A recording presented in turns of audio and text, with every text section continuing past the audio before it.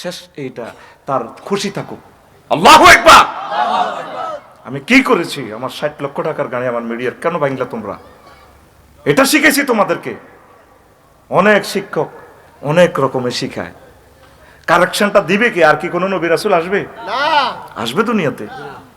আজকে এই কবর কিভাবে দোয়াইতে হইব, কিভাবে কবর দিতে হইব, এটা নিয়ে আমি কথা বলবো।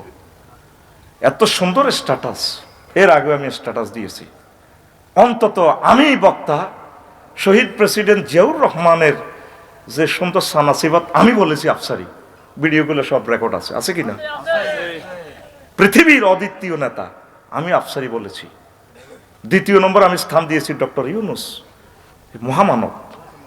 তুমি কোন সাহসে, কেন, কিসের স্বার্থে, কার প্ররোচনায় তৌহিদি জনতা বুলেটের ব্যালেটের মাধ্যমে এর জবাব দেবে ইনশাআল্লাহ।